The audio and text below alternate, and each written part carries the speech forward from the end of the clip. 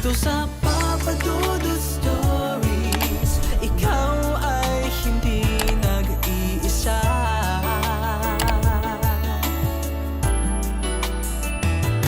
Dito sa Papa Dudut Stories, may nagmamahal sa'yo. Papa Dudut Stories, Papa Dudut Stories. Dear Papa Dudut, sa lahat po ng mga nakatutok ngayon, huwag pong kalimutan mag-like, mag-share at mag-subscribe. Maraming salamat po sa inyong lahat.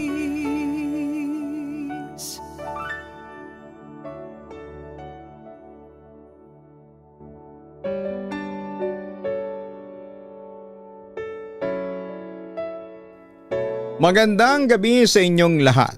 Tawagin niyo na lamang po ako sa pangalang Rain.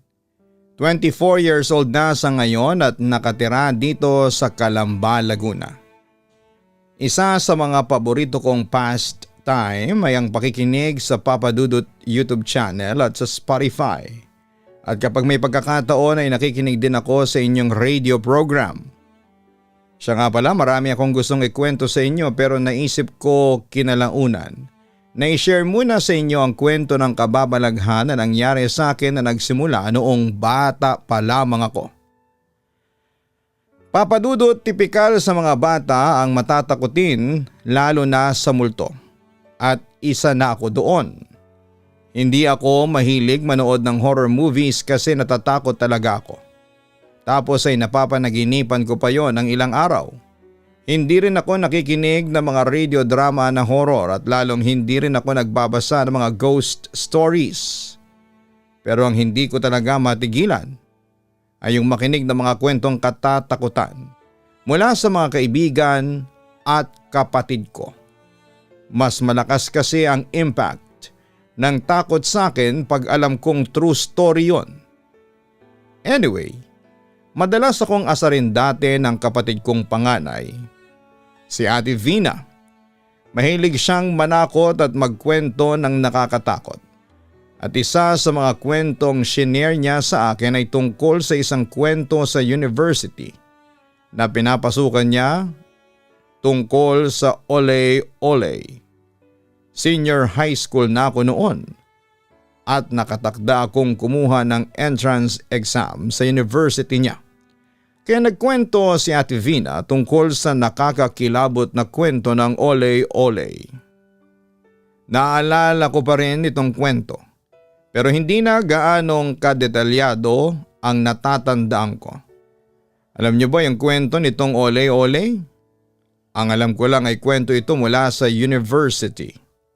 Isang student sa isang university ang nag-CR dahil ihina. Takot na takot man yung babae sa pagpasok niya sa CR. Dahil sa mga kwentong katatakutan doon ay tumuloy pa rin siya dahil ihing-ihina siya. Habang nasa cubicle siya, nakarinig po siya ng boses ng babae. Ole, ole, ole, sabi nito. Natakot na yung babae ng mga oras na yon kasi alam niyang siya lang ang tao doon. Binubuksan niya yung pinto para makalabas pero ayaw. Pagkatapos ay nagdasal siya at yon ay nabuksan na nga ang pintuan at nakakaripas na siya ng takbo papalabas. Pagkatapos ng klase nila ay tinanong niya ang professor niya. Sir, ano pong ibig sabihin ng ole ole? Tanong niya sa professor. Ole ole means to look up. Tumingala ka sa itaas. Sagot ng professor. Habang nakikinig ako kay ate biglang namatay ang ilaw at napasigaw kami. Ole ole ole. Pananakot ni ate sa akin. Bago buksan ang ilaw na sinadyang patayin ni Papa para takutin kami. Napaiyak ako ng mga oras na yon at lumipas sa mga araw ay hindi pa rin nawala sa aking isipan ang kwentong ito. Iba talaga yung impact nito dati sa akin nung kinuwento sa akin ni ate. Ayun nga at lumipas sa mga araw, isang araw 4:00 ng hapon ay nakadapa akong nakahiga sa aming kama. Nagbabasa ng book pampalibang habang hinahantay si Papa na nasa trabaho at si ate na pumasok sa school. Ako lang mag-isa sa bahay. Ole, ole, ole. Pumasok sa aking isipan. Hindi ko alam habang iniisip pala ang isang bagay ay lalong nagiging totoo. Lumipas sa mga oras na wala sa aking isipan ang ole-ole nang may narinig ako. Ole, ole. Boses ng babae. Hindi ako makagalaw at ang lamig sa kwarto. Nakadapa pa rin ako at ayaw kong humarap. Naninigas ang buo kong katawan lalo na nang naramdaman kong may mga kamay na humahawak sa aking paa. Napakagaspang. Nagdasal na ako at nagdasal para lubayan ako hanggang sa tuluyang nawala. Pagdilat ng mata ko ay grabe yung pawis ko. Si ate at papa nasa tabi ko na. Anyari sa iyo anak? Parang binabangungot ka. Ang pag-aalalang tanong ni Papa sa akin. Napanaginipan ko kasi Papa yung kinuwento sa akin ni Ate Vina, yung ole-ole, sabi ko. Tawa ng tawa si ate na pinagalitan naman ni Papa. Ewan ko kung bakit basta nakakatakot talaga yung ole-ole Papa Dudut at ibang iba talaga ang datingan nito sa akin. Wala naman pero naiisip ko lagi, baka kasi meron na. Sa kabilang banda, dumating ang entrance examination at syempre excited ako na kinakabahan. Pinapanalangin ko talaga na makapasa ako sa university na yon. Dahil alam ng lahat na maganda ang kalidad ng edukasyon doon. Kaya nang pumasa ako ay laking tuwa ko noon at talagang pinagbutihan ko ang aking pag-aaral dahil pangarap kong makakuha ng Latin Honors pagka-graduate ko. Samantala lumipat kami ng bahay noon at nangupahan sa Maynila para maging madali ang pagpasok namin ni Ate Vina sa university at para hindi na kami mag-boarding house pa. Pagkalipat namin ay naging maayos naman ang lahat. Wala naman akong naramdamang kakaiba. Pero sa ika-1 linggo namin, sa naturang bahay ay bigla na lamang akong nakaramdam ng nakakakilabot. Noong una ay nagawa ko pang baliwalain yon pero dumating ang panahon na parang hindi na ako nagiging komportable. Kasi parang laging may nakamasid sa akin na hindi ko naman nakikita. Hanggang sa isang gabi ay hindi ko akalain na mangyayari sa akin ang pinaka nakakatakot na pangyayari sa aking buhay, Papa Dudut. Pasado 9:00 na ng gabi nang ako'y nagising sa pagkakatulog kaninang hapon. Kung ilalarawan ang aming apartment, eto po ay may 2nd floor. 2 kwarto at katamtaman ng laki para sa aming pamilya. Kasalukuyan akong nasa itaas at nagmumuni-muni upang matanggal ang natitirang antok. Iba ang simoy ng hangin sa paligid kumpara sa mga araw na nagdaan, Papa Dudut. Mabigat ang presensya ng bahay. Papungas-pungas akong tumayo at para ako ay nabibingi na sa katahimikan. Pagkalabas ko sa aking kwarto ay tumambay muna ako sa aming terrace upang magpahangin saglit. Sa gitna ng aking pagkatulala, tumawag si Mama sa baba at sinabing kakain na. Rain, baba na at kakain na. Nakapagtataka ang boses niya. Malamyos at hindi pasigaw. Karaniwan kasi pasigaw itong tumawag sa aming magkakapatid para maagaw ang aming atensyon. Rain, baba na, ang sarap ng ulam natin ngayon. Hindi ba paborito mo ang tinola? Nagtataka talaga akong naglakad papunta sa hagdanan. Hindi ito si Mama pero alam kong boses niya ito. Malumanay nga lang. Pababa na ako ng hagdanan nang biglang lumabas ng kwarto si Ate Vina. Takot na takot itong inaaya kong umakyat ulit ngunit huli na ang lahat. Nasa gitna na ako ng hagdanan nang makita ko si Mama na nakatalikod sa kusina. Nakatayo lamang ito at parang may kinukumpuni sa urungan. Tinawag ko ito upang makakuha ng atensyon niya. Mama, Hindi pa rin po ito humarap. Mama! Yung boses ko ay medyo mahina na. Sa pangatlo kong sambit ay natigilan ito sa kanyang ginagawa.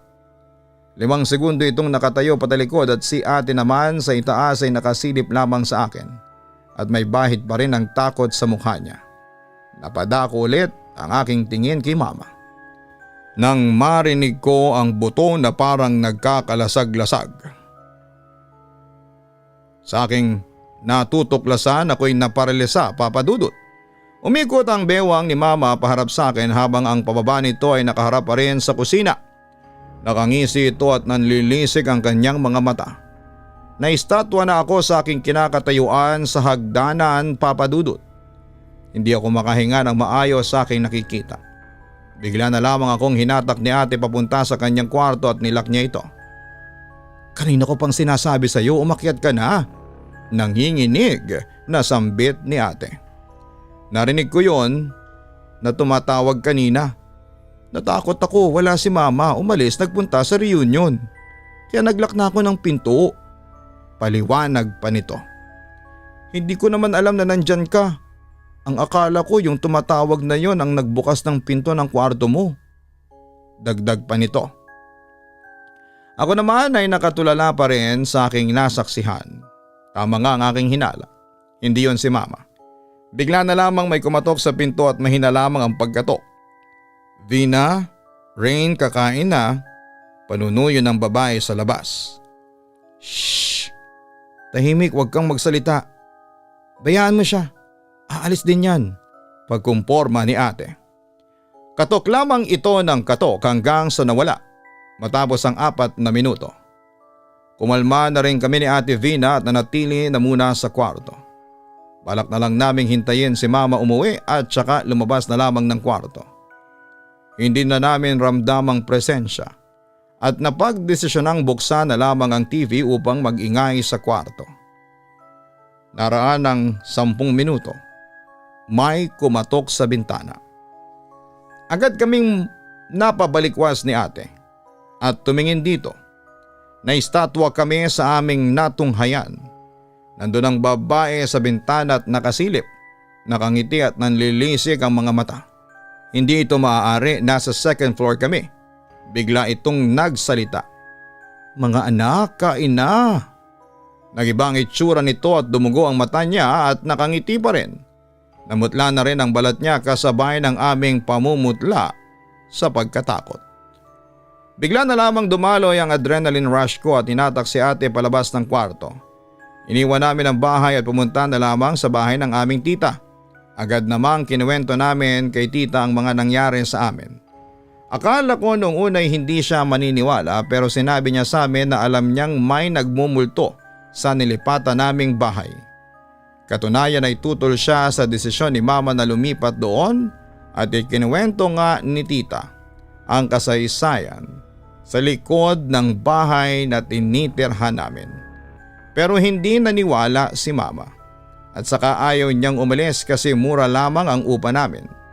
Tita, ano po bang nangyayari sa bahay na tinitirhan namin? O sisa ko. Doon dati nakatira ang kaibigan ko si Michelle. College pa lamang kami noon sa UST. Siyempre kapag kabataan alam mo na adventurous at mapusok. At nung time na yon may kumakalat ng kwento sa buong university tungkol sa ole-ole. Tinawag ni Michelle yung babae sa likod ng ole-ole, ayun, sinapian siya. Kwento pa sa amin ni tita. Ano po yung nangyari? Nawala ba yung sumapi kay Michelle o sisa naman ni Ate Vina? Doon sa bahay ninyo naganap ang exorcism. Nandun ako noon para suportahan ang kaibigan ko. Pero hindi natalo yung jablong babae. Namatay ang kaibigan ko at doon na sa bahay ninyo namahay yung babaeng ole-ole. Kwento ni tita. Dagdag pa ni tita, Papa Dudut. Isang demonyo raw ang namamahay sa bahay namin at ginagawa daw nito ay ginagaya ang itsura ng mga nakatira doon. Katulad na lamang sa na-experience namin. Ginaya ng diablo si mama. Kinabukasan pag uwi namin ay naabutan na namin si mama sa bahay. Ikinuwento namin sa kanyang mga nangyari at kinumbinsi namin siya na lumipat na kami ng ibang bahay o bumalik na lamang sa Calamba. Pero tumanggi si mama at inakusahan pa niya kami na baka gumagamit kami ng drugs kaya kung ano-ano raw ang nakikita namin. So ayun na nga Papa Dudut, no choice kami kundi ang manatili sa nilipatan namin na haunted house pala. Samantala hindi lang pala yun ang malala niyang pagpaparamdam. Marami din kaming nalaman pa tungkol sa bahay na nilipatan namin. Matapos palang mamatay ni Michelle sa apartment namin ay 5 taon daw itong nakabakante. Tapos may mga tumira sa bahay pero hindi nagtatagal dahil nga raw sa babaeng ole-ole. Sa kabilang banda mga pasado alas 7 siya. Mag-uumpisang mangambala ang babaeng ole-ole.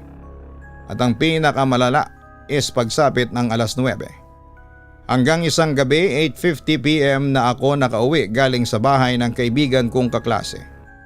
Ako lang ang tao sa bahay noon, si mama ay nasa catering habang sina ate ay nagpuntang mall nanood ng sine. Gutom na gutom ako noon at nagluto agad ako ng pansit canton. Ang lutuan namin ay sa labas ng bahay at kung i-describe ang apartment na yon, paglabas mo ng pintuan ay bubungad sa iyo ang pader at gate. Kumbagay para na rin siyang bakuran sa harapan. Medyo limot ko na yung babae dahil buwan na rin nang magparamdam ito. Nang matapos ang niluluto ko ay umakyat ako sa itaas, pumasok ako sa kwarto ko at doon na lamang ako kumain. Nanonood ako ng KMJS noon, tuwing October pa naman ay nagko-commercial ito ng Gabi ng Lagim. Pagkakita ko noon ay nanumbalik ang takot sa akin. Tapos na akong kumain noon nang marinig kong bumukas ang pintuan namin. Buwaba ako para tingnan, si mama lang pala. Nakuniforme pa ito ng pang-cater. Pakyat na ako noon matapos kong ilagay sa lababo ang pinagkainan ko. Pagtungtong ko ng hagdanan. Anak, anong inulam mo? Tanong ni mama sa akin. Nariyan naman ang malumanay niyang boses. Hindi rin ako tinatawag ni mama ng anak. Madalas niya kaming tawagin sa aming pangalan. Napahinto ako at nanginginig ang kalamnan ko. Lumingon ako at nakita ko na naman itong nakangiti at ang pupil ng mata niya ay kasing itim na perlas. Biglang bumali ang leg nito patagilid sa kanyang balikat habang nakangiti pa rin. Takot na takot ako nagtatakbo sa kwarto ko at nilakang pintuan. Narinig ko na ang mga yabag nito sa hagdanan kahit lalaki ako ay mangiyak-ngiyak na ako sa takot. Maya-maya lang ay kumatok na ito, Papa Dudut. Rain, hindi mo man lang ba ako ipaghahanda ng pagkain? Pagod si mama galing sa trabaho. Wika ng nilalang sa unang katok niya sa pintuan. Pangalawang katok. Rain, iniwian kita ng salad. Hindi ba ito ang gusto mong inuuwi ko galing sa cater? Pangatlong katok. Rain, umi-echo na ang boses nito. Katok ito ng katok hanggang sa umalis na. Hirap na hirap ako sa pagkalma noon. Ayun, makalipas lang ang 5 minuto ay bumukas na ulit ang pintuan namin. 9:15 PM. Dumating na si Ate Vina, sumisigaw pa ito para tawagin akong bumaba na. Alam kong si ate na ito dahil ganito kadalasan ang oras ng pag-uwi niya kapag linggo. Hindi masyadong kumikibo si ate ng mga sandaling yon. Nagtaka agad ako kasi madaldal ang kapatid ko kahit napagod ito. Pero sinubukan ko pa itong baliwalain. Pumunta akong kusina para uminom dahil nga nakalimutan kong uminom. Dahil sa babae na yon. Pagkatapos kong uminom, ikukwento ko na sana kay ate. Pero paglingon ko ay namutla ako si ate, nakangiti ang mata nito ay dilat na dilat at ang itim-itim nito. Sa pagkakataong ito ay wala na ako matakbuhan. Bigla itong naglakad papunta sa akin at nagsalita pa. Rain, yakapin mo ako. Nandito na si ate. Ngingiti-ngiti itong papalapit sa akin. Siguro ay dahil wala na akong takas bago pa man ito makalapit ay tinula ko ito at agad tumungo sa hagdanan. Narinig ko pa itong humikbi. Gusto mo palang maglaro ng habulan? Sige, pagbibigyan kita Rain. Ako na ang taya, wika niya sa akin. Kitang-kita ko ang kaganapan, bigla itong nagbending yung style na limbo rock. Bigla itong gumapang na nakaganong pwesto. Napakabilis niya. Yung mukha niya nakangiti at lisik na lisik ang mga mata habang gumagapang. Agaran akong pumasok ng kwarto at lamon na ako ng takot noon. Kumatok na ito ng padabog. Rain, buksan mo na ito at huwag kang maduga. Dabog ito ng dabog pakatok sa pintuan hanggang sa nawala. Gawa sa plywood ang kwarto ko. Tinanggal ko ang sticker sa maliit na butas na naghaharang dito at sinilip ko ang labas. Nakita ko siya nasa pintuan ng terrace, bigla itong humarap katulad ng dati. Ang bewang pataas ay nakaharap sa akin, habang ang pababa ay nakaharap sa pintuan ng terrace. Napabalikwas ako sa gulat at takot. Masyado siyang marahas magparamdam ngayon. 9:37 PM. Kalmado na ang paligid. Napagdesisyonan kong sumilip muli sa butas. Ngunit pagsilip ko ay agad-agad din ang paghiwalay ng kaluluwa ko sa takot. Bungad na bungad siya sa butas. Hindi na si ate ang mukha niya ay kung ano yung nakita namin sa bintana. Para na akong atakihin sa sobrang takot at nerbiyos. Napatras ako at nagdasal. Yung dasal na bukal sa puso ko. Hindi yung nakasanayang dasal tulad ng ama namin. Biglang gumaan ang pakiramdam ko. Ngunit nanumbalik ang takot ko nang parang kumakanta ito. Hindi ko mawari kung ano ito, ngunit ang tanging naririnig ko lamang ay ole, ole, ole. Parang may nag-uudyok sa akin at tumingala sa itaas. Pagtingin ko ay halos mawala na ako ng malay dahil dito, nandun siya sa itaas ng plywood na nagsisilbing pader ng aking kwarto. Nakasilip ito, nakakapit sa plywood ang kanyang kamay, napatay na ang kulay. Habang kumakanta nang nakangiti at namumula ang mata nito na parang dumudugo pa. Mawawala na sana ako ng ulira, ngunit biglang pumasok si ate at ang kanyang anak sa pintuan sa baba. Bigla nang nawala ang babae malapit sa kisame at gumaan na ng tuluyan ang paligid. Lumabas ako noon na umiiyak papunta kay ate. Nagtataka ito at nagpaalam na roon na muna ako kila tita matutulog. Halos 1 linggo akong natulog sa bahay ng tita ko. Ayaw pang maniwala ni mama noon, ngunit pinabendisyonan niya na rin ang bahay. Nang siya naman ang pinagparamdaman ng babae. Kaya ayon, dali-dali na kaming lumipat ng bahay, napadpad kami malapit lamang sa SM City sa San Lazaro.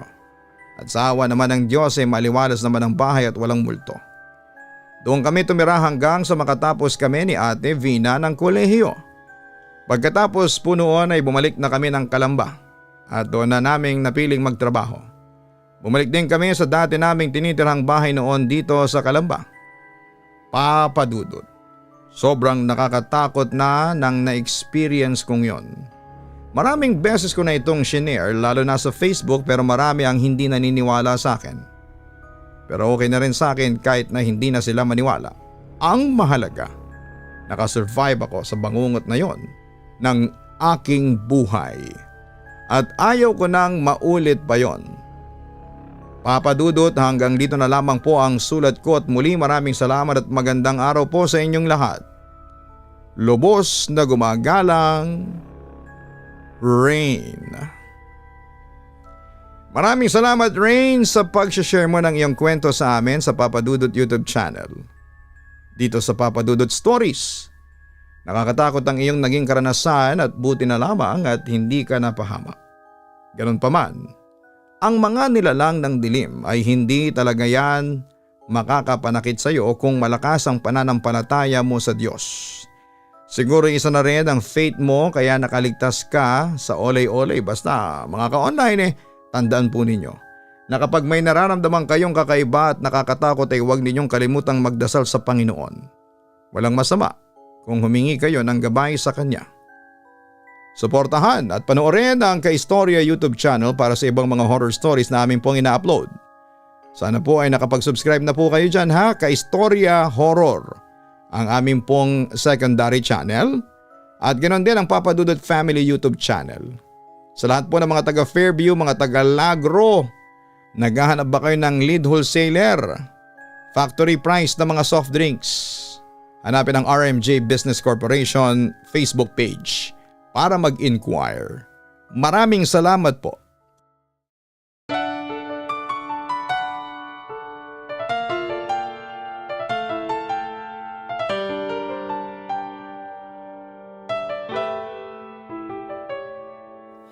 Ang buhay ay mahiwaga, laging may lungkot at saya. Sa Papa Dudut Stories, laging may karamay ka.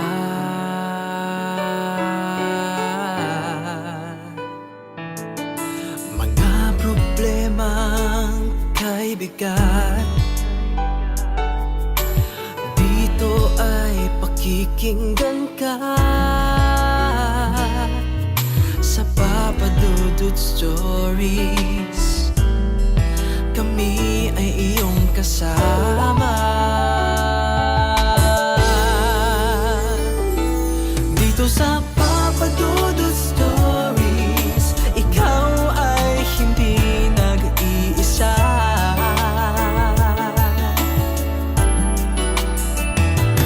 Dito sa Papa Dudut Stories, may nagmamahal sa'yo. Papa Dudut Stories, Papa Dudut Stories.